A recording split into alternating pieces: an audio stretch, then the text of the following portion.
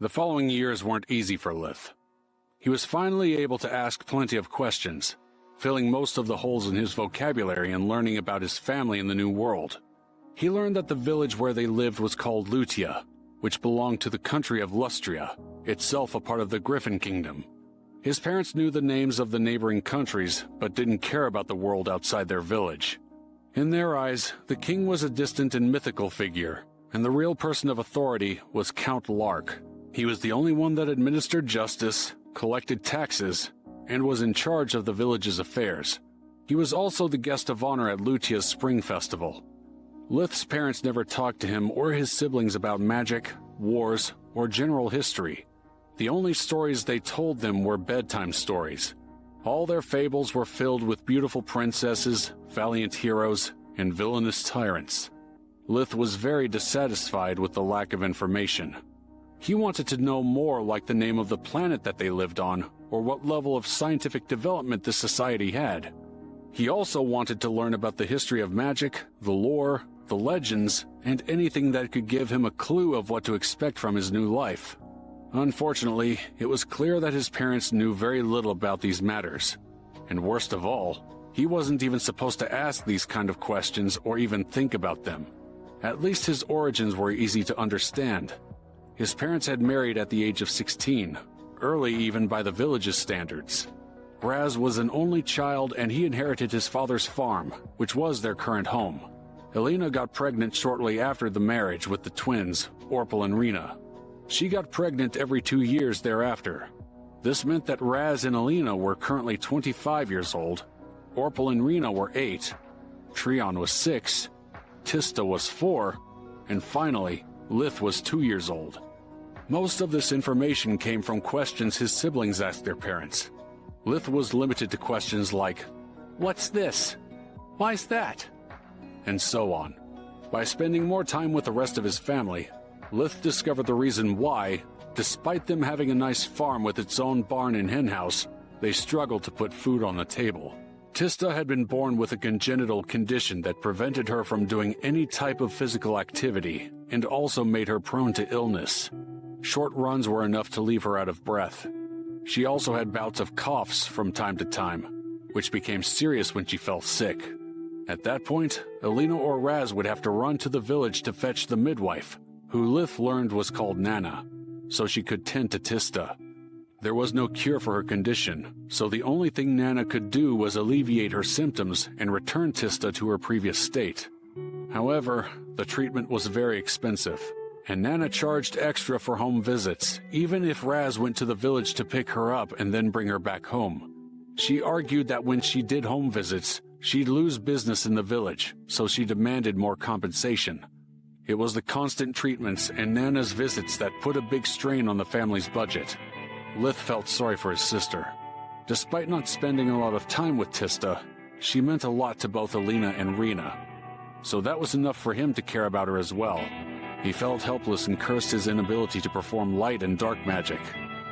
Light magic required a patient, and Tista was the ideal candidate. But until he had a solid grasp on how it worked and learned more about the human anatomy in this world, he didn't dare put anyone at risk. Dark magic was another story. Lith had only seen it once, and no one in his family used it. The only time he saw it, he clearly felt its destructive power. He was also biased towards it because, back on Earth, dark magic was always associated with evil practices and conjuring undead creatures, so he had no desire in learning something with potentially horrifying effects. Lith could only keep on living, hoping that eventually he'd get some magic training that would allow him to help out. In the meantime, he was getting used to his new family life. Every day was a careful balance. He had to be lively and curious, but not too much.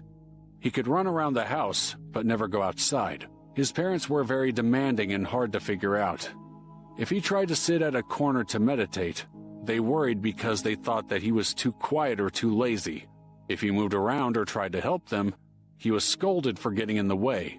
They also refused to teach him chore magic, the term they used for the lesser spells they used in their daily life, and forbade him from learning them. Lith could not go outside without a chaperone, he could not go near the fireplace, and he could not ask too many questions. Everything was forbidden until he grew up. More than once, Lith wanted to scream that although he looked young, he was actually the oldest one there, but all he could do was suck it up and obey. Furthermore, his feud with Orpel was still ongoing, and now he also felt his brother Treon's hostility towards him, which was clearly influenced by Orpel. It was obvious that Treon saw Orpel as a role model, the same way Lith saw Rena. Unlike Orpel, though, Treon didn't ignore him completely, even when their parents were absent. But Lith could feel that every time his brother helped him, it was only out of politeness. There was no kindness between them. In return, Lith started to ignore him. I already spent half of my old life dealing with dysfunctional family members. I'm done with that. If you want to be a jerk, so be it. I don't give a damn about you, he thought with bitterness. By the time he was 3 years old, he couldn't take it anymore, and winter made things worse. Not only was he stuck at home all the time, but the boredom and hunger were pushing him to his limits. It was a stormy afternoon, and the family had gathered around the fireplace. Helena was teaching her daughters how to sew, while Raz was teaching Orpel how to carve wood. Treon and Lith were only allowed to watch. They were too little to handle sharp objects, and even sewing was off limits. Lith knew this because he had asked his mother if he could learn, which baffled Raz as that was usually a task reserved for girls. Helena was flattered, but she refused because she said that his hands were too small and clumsy. And she was right. Lith's body felt even clumsier than the one he had before he had started practicing martial arts.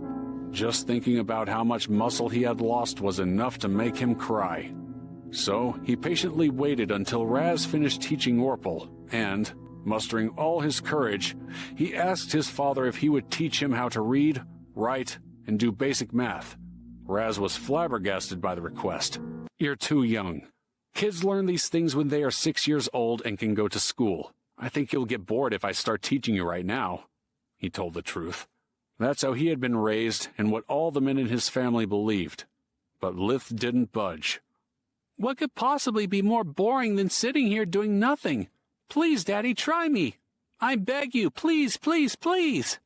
Raz didn't know how to refuse. Lith had never asked for anything before. Even when he's still hungry, Lith never asks for more food when he sees that there are no more rations, Raz thought. He's so unlike Orpel. I don't know if Lith's just too good, or if I'm spoiling Orpel too much. Raz still wanted a way out, but Alina gave him a pointed stare. Her hands were still sewing, and she stopped correcting the girl's technique, but her eyes clearly conveyed the message. Still, Raz was adamant about not wanting to teach Lith. He thought of ways out, but realized that learning didn't even require using dangerous tools. That gave him an idea. Raz looked into Lith's puppy eyes, feeling bad, but still going through with his plan. I'm sorry, son. We have nothing where you could ride on, so I can't teach you, he said. Lith was a step ahead and had considered all options before asking. He picked the biggest tray they had and filled it with the ashes stored in a bucket beside the fireplace. Yes, we do. We can ride as much as we want, Lith said. Raz was amazed by Lith's ingenuity, and so was Alina. Still, Raz was about to object again when he saw that his wife's stare had turned into a frown. Her hands were moving very fast as she sewed, and that meant he was in trouble. A storm was happening outside, so he could not run away from the one brewing inside. The only course of action was to admit defeat and yield. Which one do you want to start with? He asked Lith. Raz could only hope that his son would get bored quickly and let him be at peace. Math, Lith replied. So Raz sat on the floor beside him and started drawing lines in the ash. Lith was ecstatic. The numbers they used had a different shape from the Arabic numbers he used on Earth. But that was the only difference. Even the calculation methods were the same. Lith kept the new numbers in the upper row to learn their shape, and then started doing the multiplication tables. He was able to do simple math, but he needed to memorize the new numbers and knew them by heart. Once he did it, Lith took requests from the family members, and when Orpel sarcastically asked how much was 124 times 11, Lith quickly replied that it was 1,364 and left them speechless. Helena could not help herself, and she proudly lifted Lith and gave him a big hug. My little genius! she exclaimed. In less than 1 hour, he mastered what usually took 1 full year to do. Rena and Tista joined in on the embrace, congratulating their little brother, while the male side of the family was still shocked.